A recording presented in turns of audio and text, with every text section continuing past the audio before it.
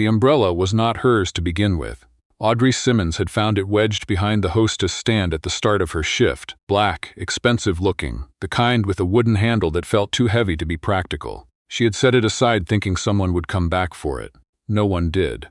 And when the rain started at 9:30, hammering the windows of Hargrove's like the sky had a personal grudge, she figured the least she could do was use it to carry the bread delivery in from the back alley, without soaking every single baguette.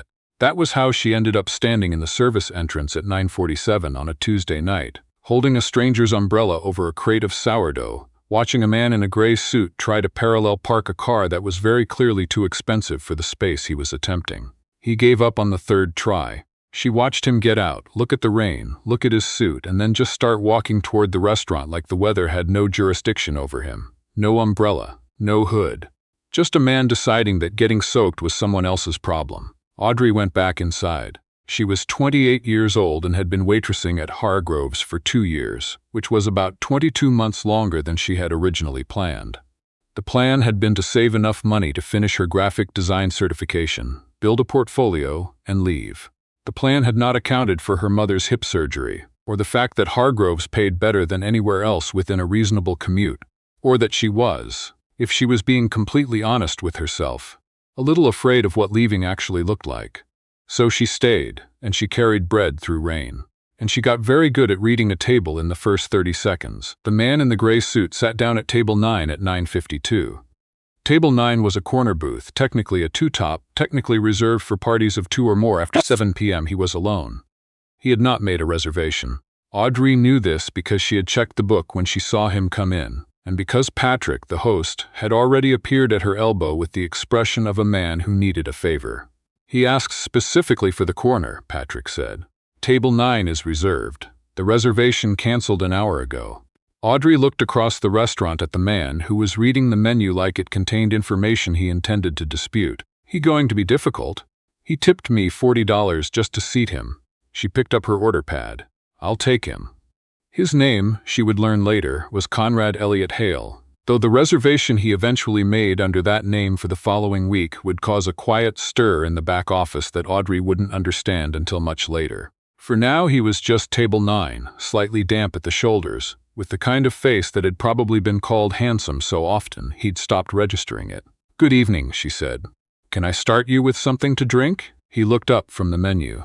He had very direct eyes, dark brown, the sort that made you feel like you'd already said something interesting even before you opened your mouth. "What do you recommend? Depends on what you're eating. I haven't decided." "Then I'd start with water and give yourself a minute." There was a pause. She had learned over 2 years that some people found this answer refreshing and some people found it mildly offensive. She waited to see which kind he was. The corner of his mouth moved, not quite a smile. More like the beginning of one that he reconsidered. "Water's fine." She brought him water. She took the order of table 6. A couple celebrating something, the woman kept touching her left hand, and checked in on table 3 who wanted more bread. She brought more bread. She came back to table 9. "Seared salmon," he said, "medium. And whatever you think goes with it. I think the roasted beets go with it. Then roasted beets and a half bottle of the Sonoma Pinot if you're not driving." He looked at her. "I'm not driving." Then the Pinot. She put in the order and told herself she wasn't paying extra attention to table 9 and then immediately paid extra attention to table 9. There was something unreadable about him. Most people, when they sat alone in a restaurant, performed a version of comfortable solitude, phone out or book or that particular expression of practiced ease. He just sat. He looked at the other tables sometimes. He looked at the rain on the windows. He didn't appear to need anything to do. It was, Audrey thought, a rare quality. The salmon came out right. The beets were a little sweet tonight, which worked. She set everything down and refilled his water without being asked, and he said quietly, "Thank you," in a way that landed differently than most people's thank yous. Like he actually meant the specific moment of it. She was halfway back to the service station when she heard the voice. Conrad. The woman who had just walked in was the kind of woman who made an entrance without appearing to try. Late 30s, dark hair pulled up, the kind of coat that cost more than Audrey's monthly rent. She was already moving toward table 9 before Patrick could intercept her. Conrad did not stand up. "Rebecca," he said. Audrey slowed her pace just slightly. Not enough to be obvious, enough to catch the first 30 seconds, which her 2 years at Hargrove's had taught her, was usually all you needed. You weren't answering your phone, the woman, Rebecca, said. She sat down across from him without being invited. I know. The board meeting is tomorrow morning, Conrad. At 8. Whitmore and Chen have been calling all evening. There's something you need to. I know about the board meeting. Then you know what they're planning. A pause. I know what they're attempting. Rebecca set her handbag on the table with a controlled precision that suggested she was making an effort not to throw it. This is not the time for the calm act. This is exactly the time for it. Audrey walked away. It wasn't her business. She had 4 other tables and a couple at 6 who were going to want dessert menus any second now. But she noticed, when she came to refill his wine at 10:20, that Rebecca was gone and Conrad was still sitting there, perfectly still, the salmon half-eaten. And she noticed, because she was observant, it was part of the job, she told herself that the calm he'd been performing for Rebecca was doing a lot more work than it looked like from the outside. Do you need anything else? She asked. He looked up. How long have you worked here? It was not the question she was expecting. 2 years, give or take. Do you like it? She considered giving the polished answer and decided on instinct not to. I like parts of it.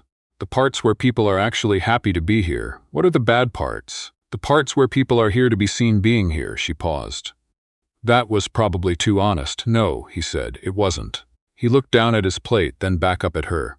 Do you want to know something I haven't told anyone tonight? She waited. My company has been mine for 11 years. I built it from a 1,200 square foot office in Columbus with 4 employees and a lease I couldn't quite afford. Tomorrow morning, the board is going to vote to remove me as CEO based on a set of financial disclosures that have been adjusted by people I trusted. Audrey held the wine bottle and did not say anything. I have spent the last 3 days preparing a legal and financial response that I believe will work, he continued. And I have also spent the last 3 days being told by everyone around me that I should be panicking. I am not panicking.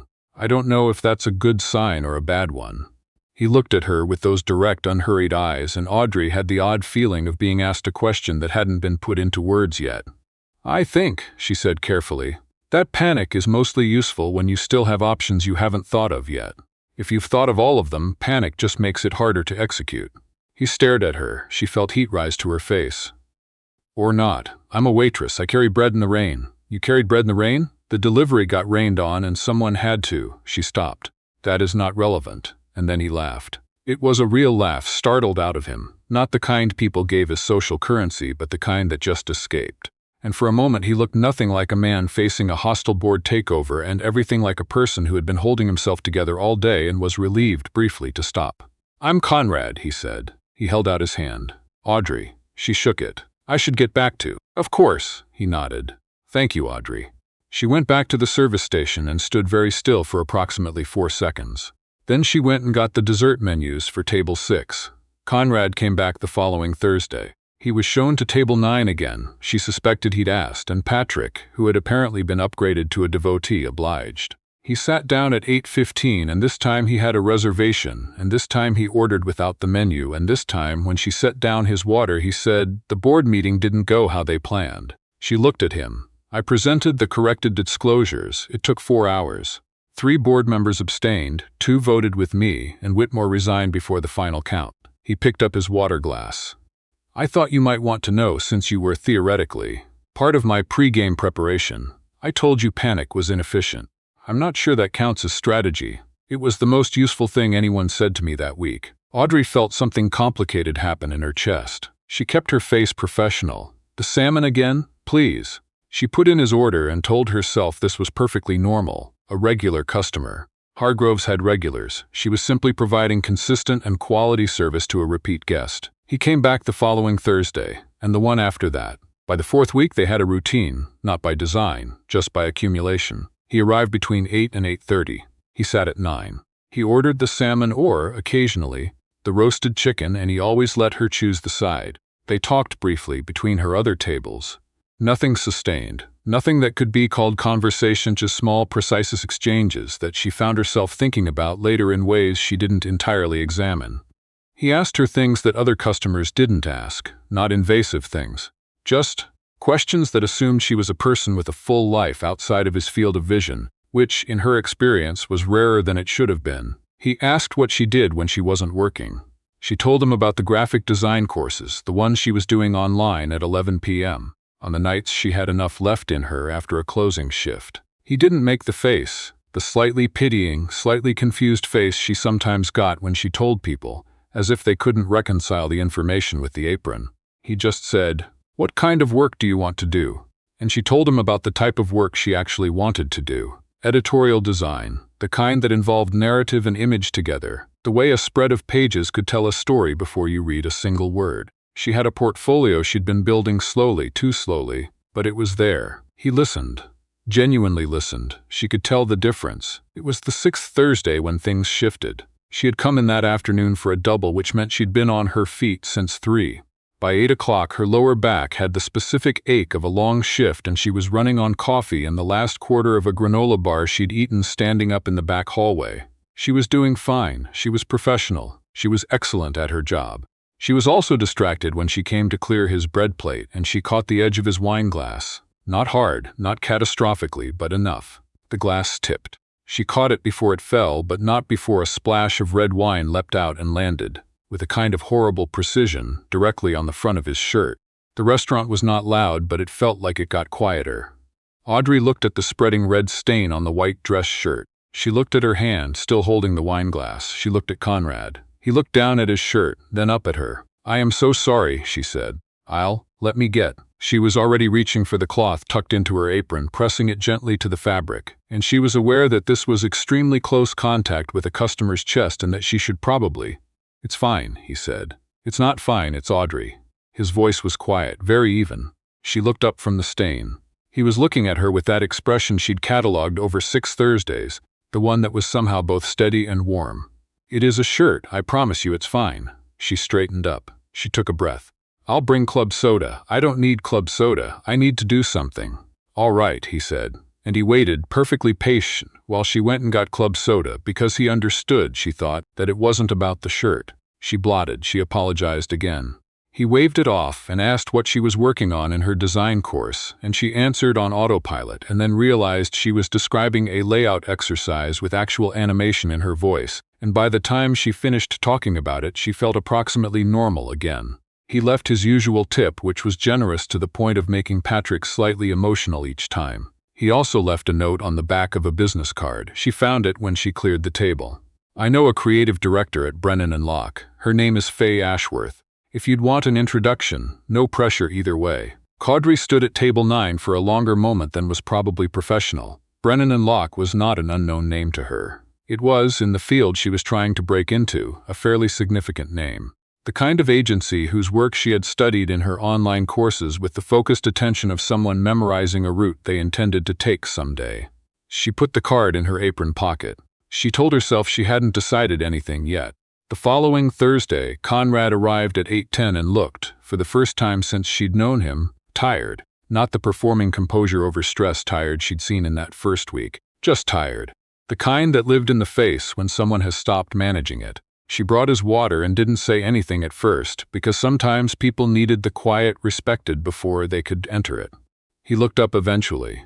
"Do you know what it's like to make a decision that you know is right and still have everyone around you treat it like a crisis?" "Yes," she said. He seemed slightly surprised by how quickly she answered. "I moved back in with my mother when she had her surgery," Audrey said. "I was 26. I'd just gotten my first apartment. Everyone told me it was a setback. It felt right. She needed me there." She paused. "Is someone treating your right decision like a crisis?" "Several people. And one very specific person who would like to turn it into a power struggle." She waited. "My ex-partner," he said, "has been making moves to position herself on the board. She left the company 3 years ago, and she retained a small stake, which she is now leveraging with Whitmore's remaining allies. It's legal. It's the kind of thing that I probably should have anticipated." He looked at his water glass. "Her name is Cassandra. We were together for 4 years. I thought I knew her well. People surprise you in the specific ways they're capable of disappointing you. Yes." She sat down across from him. She had never sat down at a customer's table. She wasn't sure when she decided to do it. She just did. What does she want? Influence, leverage, something to be proximate to. He looked at her. "I don't think she ever needed me in the way that I thought. I think she needed what I was building, and I needed—" He stopped. He looked at her for a moment with an expression she couldn't fully read, but that was entirely different from the carefully managed one he usually wore. I kept thinking about what you said, about panic being useful only when there are options left you haven't thought of. I said I was a waitress. The disclaimer still stands. You are thorough in your disclaimers. I carry bread in the rain, she said. I contain multitudes. He laughed, that same real laugh. She felt it in her sternum. Send her the message she's expecting from you, Audrey said after a moment. Not the panicked one. The boring, administrative one. The one that says you already know what she's doing and you're not interested in the drama of it. People like that, people who need to be proximate to something important, the thing they can't stand is being made irrelevant. Conrad was quiet for several seconds. That is, a very clean piece of thinking. I've handled a lot of tables. He looked at her, really looked at her, and she had the feeling again, the one she hadn't been examining too carefully, that the space between them was a different temperature than the rest of the room. Audrey, he said. Would you have dinner with me? Not here, she held his gaze. You're my customer. I know. That is generally, there's a professional. Yes, she looked at him. He looked back. Neither of them looked away. I'm off on Sundays, she said. They went to a small Italian place in Midtown that he'd chosen because, he told her, it had no particular reputation and excellent carbonara. It turned out he was right on both counts. They sat for 3.5 hours and talked, really talked. The kind with pauses and tangents and the specific ease of two people who have been speaking in short intervals for 2 months and suddenly have the whole evening. She learned that he had grown up in Pittsburgh, that his parents still lived there, that his father had worked in logistics for 30 years and approached most of Conrad's business decisions with a kind of admiring bafflement. She learned that he cooked badly on purpose, which she didn't believe, and that he had strong opinions about public transit funding that were genuinely interesting. She told him about her mother and the apartment and the portfolio she was now 40 pages into, more than she'd realized until she counted. He listened in the way he always listened, which was the way almost nobody did. She sent Faye Ashworth an email that Saturday with her portfolio attached. Her hands shook a little while she typed it. Faye wrote back on Monday. In the weeks after, things changed in the way things do when you're not marking the changes, gradually and then all at once. Conrad called on nights she wasn't working. She told him things she didn't generally tell people. He told her things that she sensed he didn't generally tell people either.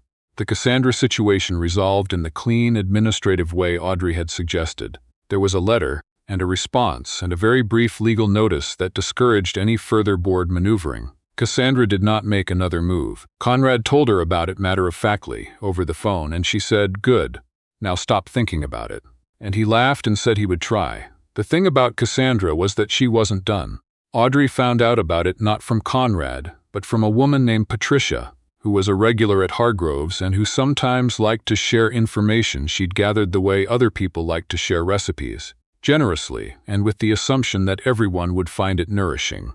"I hear Elliott Hale Group has been having some trouble," Patricia said, over her usual Wednesday evening sole Munier. "Something about a former partner and some investment irregularities. Very messy." Audrey kept her face neutral. "I wouldn't know anything about that." "Of course not." Patricia took a bite of fish. "Still, these things have a way of sticking to people, even when they're not true." After her shift, Audrey sat in her car in the parking structure for 9 minutes.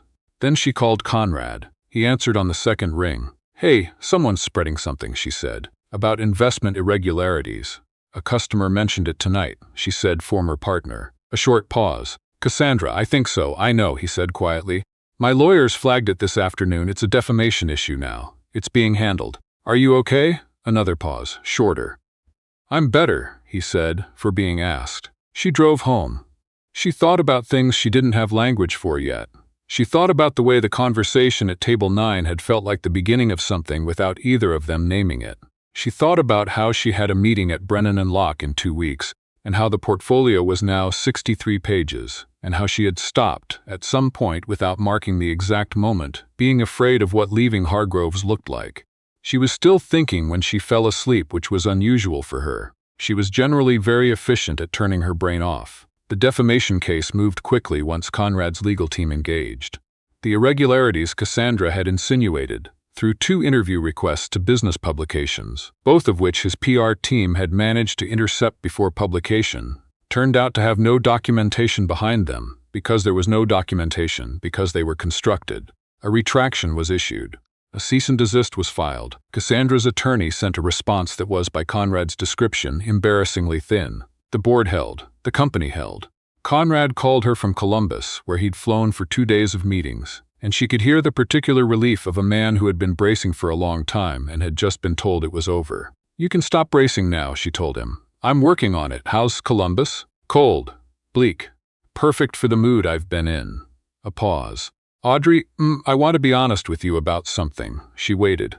Outside her window, her street was dark and quiet. The rain had come back, lighter than the night she'd carried the bread in. "I have been in relationships that I thought were significant," he said, "that I now understand were mostly about convenience and proximity and not examining things too closely.